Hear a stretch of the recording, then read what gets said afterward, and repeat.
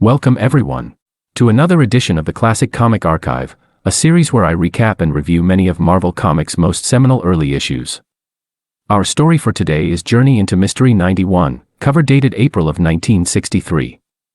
This issue marks the first appearance of obscure villain Sandu, and was written by Stan Lee and Larry Lieber, drawn by Joe Sinnott, and lettered by Terry Zenix. Our issue opens up with a striking splash panel, showing the mighty Thor as he's returning home from his latest adventure. But on the way there, he spots the most peculiar sight: a bank that's floating into the sky. But before we get too far in the story, I'd like to turn your attention to the first two panels of this page, which feature Odin, king of the Norse gods. He's holding what's known as the Belt of Strength, a powerful tool which vastly increases the strength of its wearer. Odin's waiting to give it to Thor, but since he's had more than enough strength to defeat his foes thus far, the belt's remained with him in Asgard. Keep this in the back of your mind as we shift back to Thor, who's trying to force the bank back down to the ground. Evidently there's some invisible force lifting it into the sky, but not one that he can't overcome with his godly strength. But just as it seems that Thor saved the day, the bank suddenly vanishes from thin air. Only moments later, all of its patrons reappear on the street below, although with no memory of what happened after they vanished. With nothing left to do as the Thunder God, Thor scurries to a nearby alley and stamps his hammer once on the ground, thus returning to his mortal form of Dr. Don Blake. As Dr. Blake, he tries to assess the condition of the dazed patrons, but before he can get any clear answers, the police arrive and take them away for questioning. So Blake leaves, yet not to his office, but to the top of a lonely mountain. He's back as Thor, and seeking the aid of his father Odin, as he suspects that the incident at the bank was the work of the treacherous Loki, the god of mischief. But when he summons the All-Father, he learns that Loki is safely imprisoned on Asgard, and thus couldn't have been behind what happened at the bank. So Thor leaves to search for other leads, not realizing that his suspicions were correct. While it's true that Loki's securely imprisoned on Asgard, he's been causing mischief through a surrogate on Earth. To understand who this proxy is, we must go back several days, as Dr. Blake and his nurse Jane decide to attend a show at the traveling carnival. The attraction is Sandu the Great, a performer who claims to be a mind reader. Yet this time it's not a trick, as he reads Blake's mind, and declares that he's in love with Jane. While this is true, Blake denies it, and claims that Sandu's just trying to embarrass him. So he and Jane leave to explore the rest of the carnival, as Loki, watching the scene from within Asgard, remains fixated on Sandu. He can sense the performer's greed, and knows that he'd make an easy pawn in his war against Thor. So he magically transfers a portion of his power into him, increasing his innate mental powers 1,000 times over. As expected, Sandu immediately uses his new power to rob the carnival goers. But this isn't enough for him. So, while standing triumphantly atop a high hill, he declares that with such spectacular mental powers, he'll commit equally spectacular crimes, and no one will be able to stop him. So jumping straight into it, he immediately heads to the bank from earlier. Thus events play out as they did before, only this time we learn that it was Sandu who was levitating the building. As for its disappearance, Sandu had actually just teleported it to a secluded part of town. But then the people inside came rushing out, including 2 guards. They pulled their pistols on Sandu, and ordered him to return things to normal. When he refused, the desperate guards fired at him. But with his great mental powers, Sandu stopped the bullets in midair, and forced them to fall harmlessly onto the ground. He then sent the guards and the rest of the patrons back to the city, although with their memories telepathically erased. But this is just the beginning of Sandu's reign of terror, as over the next few hours, he steals gold bullions, priceless works of art, entire jewelry stores, and much more. And to keep these treasures from being found, he teleports them to the far side of the moon. But he quickly grows bored of these secret crimes, and so plots to steal something too grand to be ignored by the world. Thus he travels to India, steals an entire palace, and places it right outside of New York City.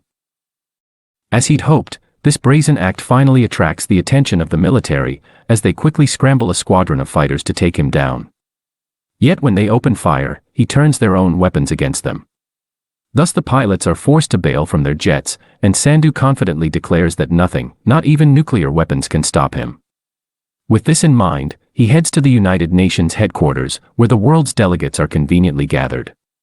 He begins levitating the entire building into space, and makes his demands very clear. But before we hear what they are, let's briefly shift back to Dr. Blake, who's just learned of Sandu's rampage. Knowing that he may be the only one on Earth who can stop him, he sneaks out of his office, transforms into Thor, and heads off for New York. With that out of the way, let's shift back to Sandu, who's threatened to suffocate the delegates in space, unless they declare him the absolute ruler of Earth.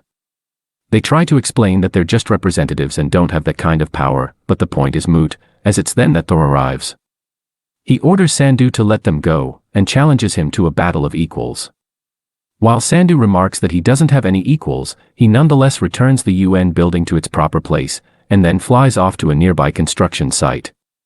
Thor follows suit, but walks right into Sandu's trap, as he crashes into a bundle of steel beams that the villain teleported into his way. The collision knocks him out, and his weary body then falls into a shallow ditch. To make sure he doesn't meddle in any more of his plans, Sandu then binds Thor with a nearby chain, and places a building over the ditch. With Thor seemingly defeated, Loki takes a moment to relish in his triumph, as he's bested his half-brother without even touching him. But things aren't over yet, as Thor quickly regains consciousness, and pleads to his father for help. Hearing his son's call, Odin decides it's finally time to give him the belt of strength. So he summons his attendants, the Valkyries, and orders them to give his son the belt. As ethereal beings, they descend down from Asgard, glide right through the building, and then place the belt on Thor. Imbued with its power, the god of thunder easily breaks free of his chains, and then uses his hammer to bore a path out from under the building. Realizing that Thor's now more powerful than ever, Loki sends a mental command to Sandu, telling him that the key to defeating him is to remove him from his hammer. Heeding Loki's advice, Sandu confronts Thor, and goads him into hurling his hammer.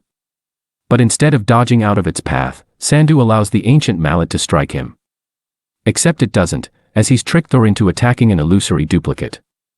Thus the hammer doesn't hit anything, and just falls to the ground. Thinking quickly, Sandu then teleports himself and the hammer to another dimension, one which Thor can't access. But he then makes a fatal mistake, as he tries to lift the hammer and claim its power, not realizing that only one as worthy as Thor can do so. Thus when his strength fails him, Sandu attempts to lift the hammer with his vast mental powers. When it still won't budge, he simply concentrates harder, and harder, until the strain proves too much, and his brain short-circuits. While it doesn't harm him, it costs him his powers, as he and the hammer return to Earth, and he finds that he can't teleport away. Thus Thor easily retrieves his hammer, and simply turns him over to the police. And so the issue subsequently ends as Odin tells Thor he can keep the belt of strength, and as the defeated Loki again swears revenge on his mighty half-brother. That concludes Journey into Mystery 91, and another episode of the Classic Comic Archive. But as always, I would like to offer a brief review of this issue. Overall, I thought that this was a surprisingly fun and quaint story. While it was pretty simple and straightforward, it featured an amusing pair of villains in Sandu and Loki, and expanded on Thor's mythology by introducing the Valkyries and giving him the belt of strength. While none of that's particularly compelling, it was pretty fun, and sometimes that's enough. But in any case, let me know what you thought of this issue and the video, and feel free to suggest other classic comics for me to cover. Thanks for watching.